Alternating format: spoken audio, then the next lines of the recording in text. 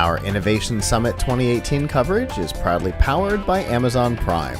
Learn about all the included benefits and get a 30-day free trial by going to PLUGHITZ.com/prime and by audiobooks.com. Get a 30-day trial and a free audiobook to keep by going to audiobooks.com and using promo code TRY70. We have our next guest. Hello. Hi. Go ahead and introduce yourself for us. Hi, so I'm Chris Willingham. I'm here as Prograde Laboratories right now. Okay. Because obviously you have a hand in a number of the things going on here today. Yes. You're more than welcome to bring that over here. Yeah, if you put it in the center, it'll be probably better in the shot. So we have a rocket here. Yes, we do. that I see painter's tape. It seems like. Filament. Is this painter's tape? So, yeah, actually, Okay. that was just kind of a decorative joke. Sure. Sort of. But, so obviously but that means we have a number of materials and things going on here. Tell us what we're looking at. So essentially, this is a 3D printed high-powered rocket. Okay. And essentially, it's like a model rocket. It just goes a little higher, right? Okay. So while you talk, I'm going to do this a little bit. Just it was a little bit of a joke. It was called "Don't Ask Me" because we go out there with all sorts of crazy things. So just don't ask. Okay. So fantastic. Does that mean we're allowed to ask questions? No. Yes, of course. Oh, okay. Because that's kind of what we're doing here. Yeah, indeed. So why? It's a good question. That's a fair question. What is this and how? So high-power rocketry is both a hobby and also used in education. Okay. There's a competition called the NASA Student Launch Initiative. This actually is not really part of the NASA Student Launch Initiative, but it's the same scale, basically. Okay. Right? So so you're in the space without participating officially? Pretty much. Okay. Not really. Yeah, not competing, but we will. We're still trying to figure out exactly what to do with all these parts, to be honest. Okay. Fair enough. Going back and forth doing, like, possibly just open source them, you know. Okay, sure. Figure out exactly the best option, work on electronics, work on all sorts of things, right? So most of the rockets that are built both for the NASA Student Launch Initiative and also for amateurs it's mostly just made out of wood and cardboard and kind of glue, whatever, you know, kind of sort of stuff you'd see in a model rocket, right? Sure. These are built actually.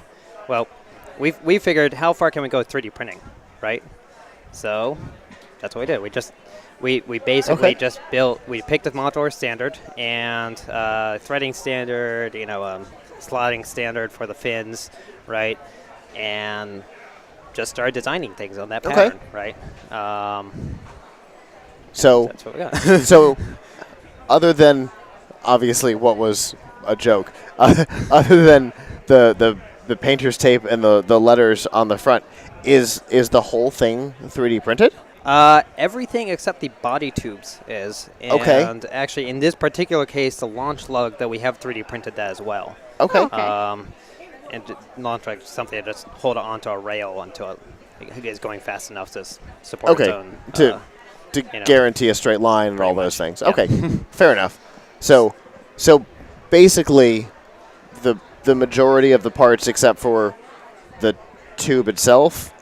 Yeah. Is that what you're saying? Yeah. The tube is actually just phenolic tubing. It's just cardboard, basically. Okay. Right. It doesn't make sense to print something that big. Fair right? enough. But everything else on here, including payload stuff, that actually is a camera mount for a GoPro Hero 3, actually. Yep. Okay. I was just about to mention that I was talking to them at our Gulf Coast and Maker and Comic-Con.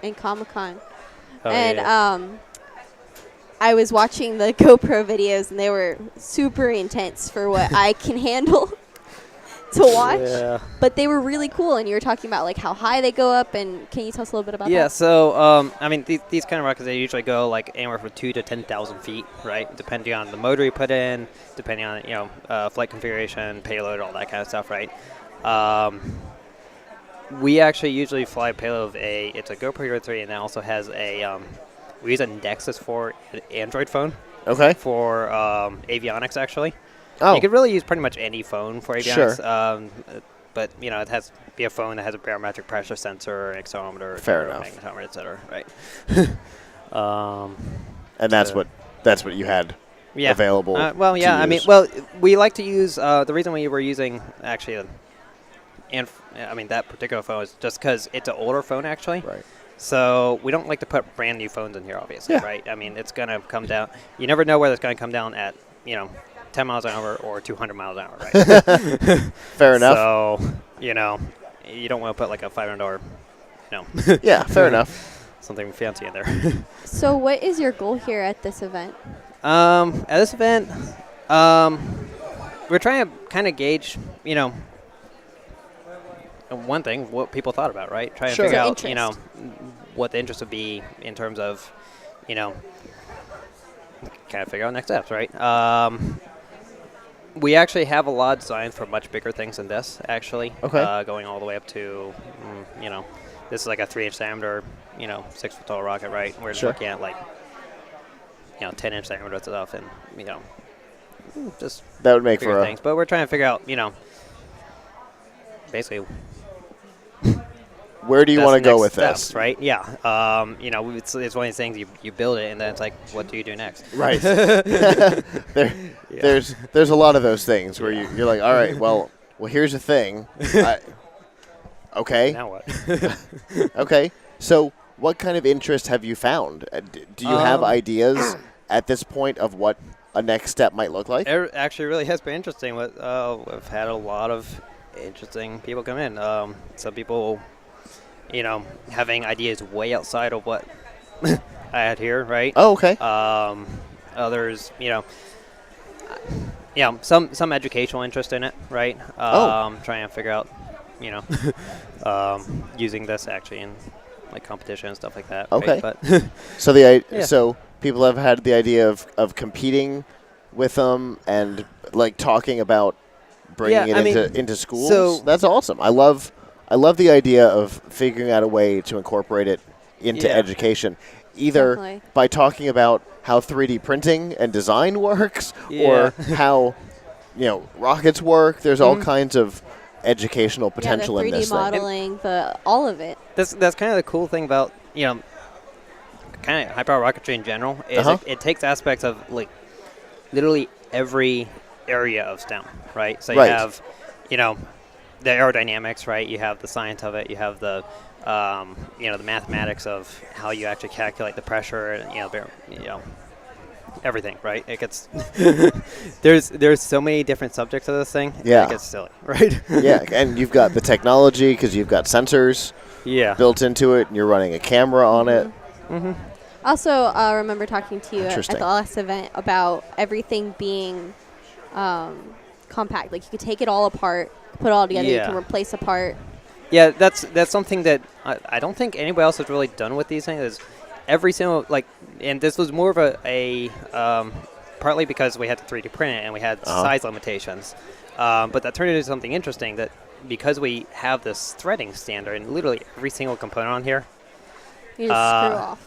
Comes apart unscrewed, right? That's so cool. And see how this comes off the rest of the way. Yeah. So every single part just kind of, So in case of damage. So at all of the seams you can. Yeah.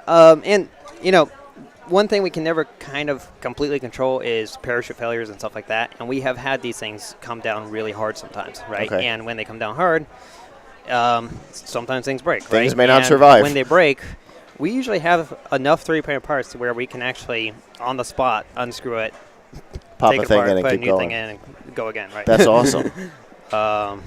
What a great idea, because the whole thing's not necessarily going to break.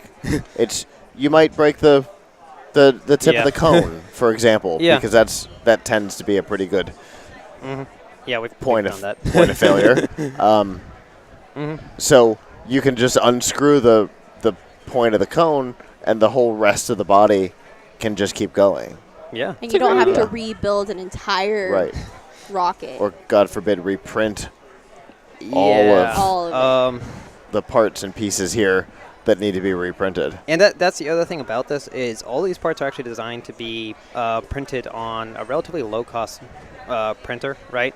So we actually design every part so it doesn't require any support material or anything special. So you can just, any printer at all, you can just put it on and start going, and it pretty much works. And how long does it take for some of these pieces to print?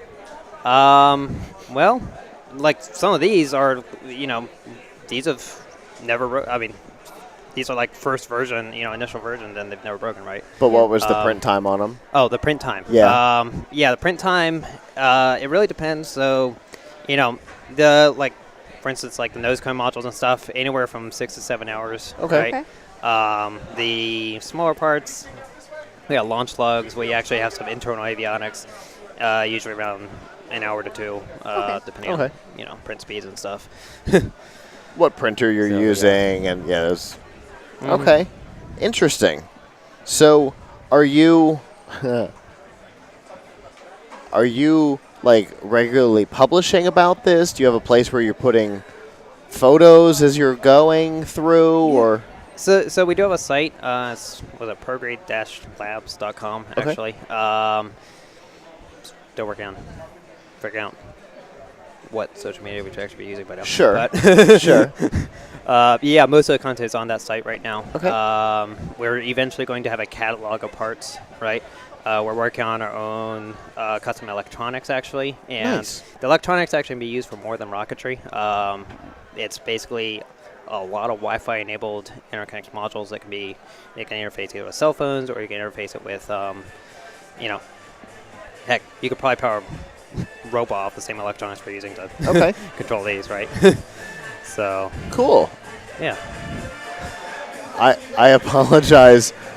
Your family and friends were all dancing behind you when that song came on for like 15 seconds. It was pretty funny. Not in frame. Nobody could see it but me, but it was pretty funny to see. I liked it. I have not looked back there because I know they're back there. That's probably for the best. Well, cool. I definitely appreciate you bringing this, because you and I have been talking about this for a while, about all of this. During the hurricane last year, we had a pretty in-depth conversation about how this was working. I think even at the picnic, the end of season picnic, we had a conversation. I guess maybe we did, about it. So it's really cool to see it complete in person. The actual thing. It's fantastic, and I'm glad that you could show it off. Yeah, definitely. Thank you so much for bringing it on. Yeah, thanks absolutely. for having me on here. And have a good rest of your day. Thanks. You too.